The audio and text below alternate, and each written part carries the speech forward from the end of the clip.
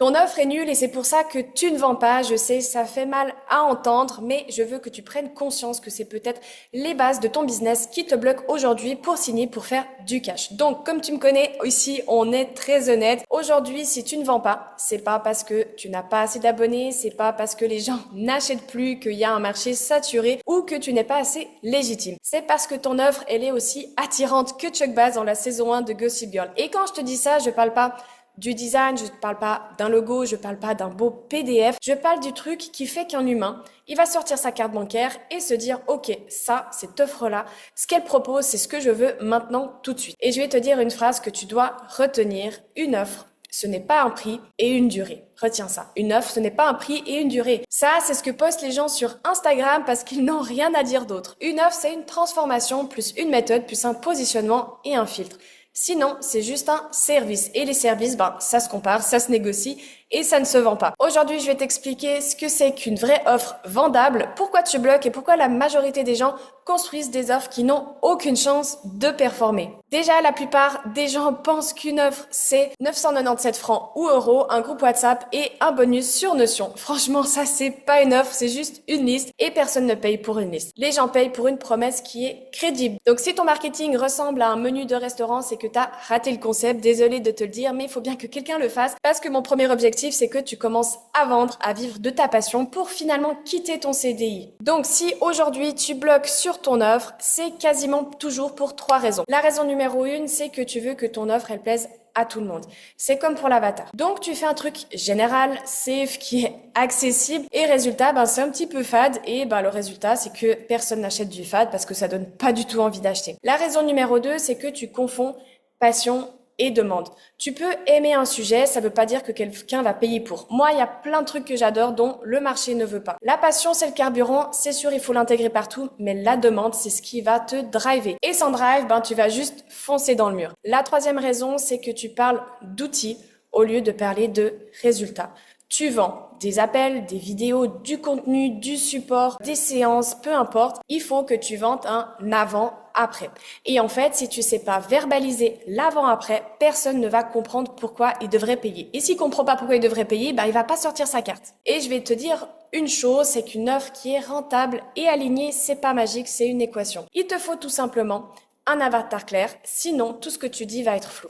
Une transformation forte, sinon personne ne va ressentir l'urgence. Un mécanisme qui va te différencier, sinon tu es une énième personne dans un océan d'entrepreneurs. Et finalement un positionnement qui est cohérent, sinon tu te fais comparer au moins cher. Si une de ces pièces manque, tu vas vraiment galérer à trouver des clients et ça, c'est ce que je veux que tu évites. Donc, on va clarifier un truc de dire je t'aide à, c'est pas une offre. C'est une intention. Une offre, c'est je t'emmène de ton point A, là où tu as toutes tes frustrations, tes peurs, tes croyances, vers ton point B, avec tes objectifs, tes aspirations. En gros, je vais t'amener depuis ton point A, c'est-à-dire le point de départ avant qu'on se rencontre, vers ton point idéal, ce à quoi va ressembler ta vie après avoir collaboré ensemble. Avec tout ça, il faut bien sûr un contexte, une contrainte et une promesse claire. Et je te préviens, si tu ne sais pas dire le point A et le point B en une seule phrase, c'est que ton offre, elle n'est pas assez précise et du coup, elle ne veut pas être assez compréhensible pour la personne en face. Maintenant, on en vient au plus intéressant, c'est les 3 piliers d'une offre qui est vendable. Ok, si je devais résumer ce qu'est une offre vendable en 3 piliers, ce serait tout d'abord la transformation. Parce que tu fais pas les livrables, mais le résultat final, concret et désiré. Le deuxième pilier, c'est ton mécanisme.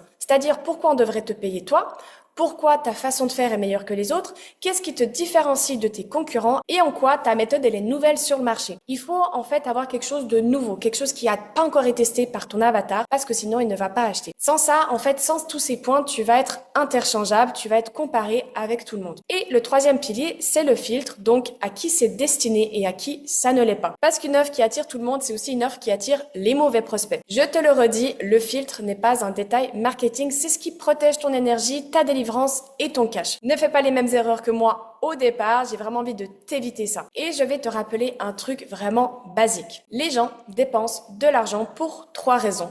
la santé, l'argent et les relations. Et en fait, dans chacun de ces marchés, ils payent pour sortir d'une douleur ou atteindre un certain désir. Le meilleur, c'est quand tu combines les deux, c'est-à-dire je te sors de cette situation pour t'amener jusque-là. Donc en fait, si ton offre, elle crée aucune tension émotionnelle, elle ne va pas se vendre. Il faut vendre à ton prospect la solution au problème numéro 1 qui le hante chaque jour. Et on va revenir aussi à ce point clé parce que je le répéterai jamais assez, c'est le mythe comme quoi qu'une offre, c'est une durée et un prix parce que c'est super important.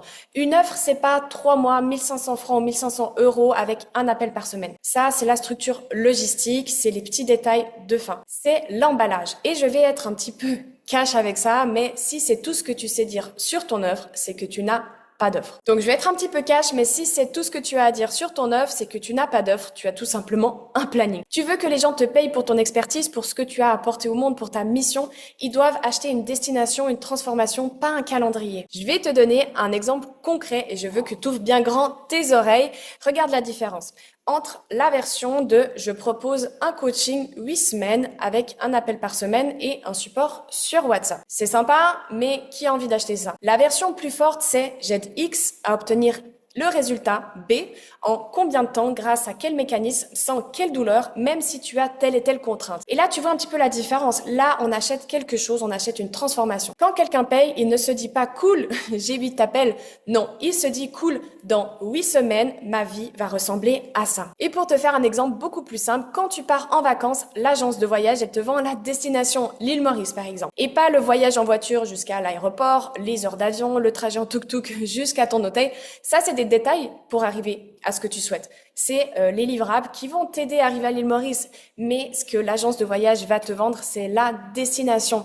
Et ça, il faut bien que tu comprennes avec cet exemple. Donc, arrête de vendre juste des heures, des coachings, des rendez-vous, une plateforme.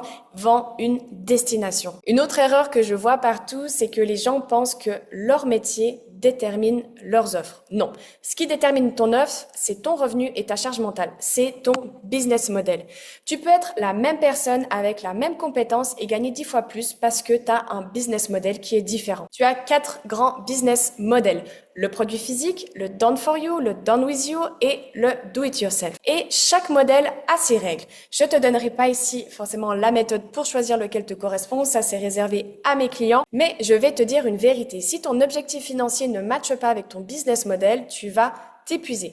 Par exemple, si tu veux faire 5 000 francs par mois, mais que tu vends un truc à 60 francs, mathématiquement, tu vas crever, tu vas t'épuiser. Parce que tu vas avoir besoin d'un volume qui est énorme, donc d'une visibilité énorme et donc d'une charge mentale énorme. Donc arrête de faire des offres mignonnes et de t'étonner que ça te nourrit pas. Une offre rentable, c'est une offre cohérente avec ton ambition financière, ton énergie et le niveau de transformation que tu promets. Maintenant, je vais te parler des offres signature, premium, high ticket, peu importe comment tu as envie de l'appeler. Mais avant de t'en dire plus, par pitié, arrête avec tes packs. Vends une seule offre premium, oui, qui peut être personnalisée, mais qui apporte de la vraie valeur. Pas une offre basée sur des livrables. Alors, arrête avec tes packs. Je me suis épuisée pendant 6 mois à faire 4-5 packs différents pour mon offre et au final, j'ai rien vendu. Une offre signature, c'est quand tout est clair. Le problème réel de ton client, la transformation finale, le mécanisme, le format, ce que le client reçoit concrètement, la durée et le prix. Mais retiens bien cet ordre. On ne commence pas par le prix et la durée. Ça, ce sont les détails de fin. C'est vraiment pour ça qu'il faut respecter l'ordre que je t'ai dit. On commence par le problème, la transformation et le mécanisme.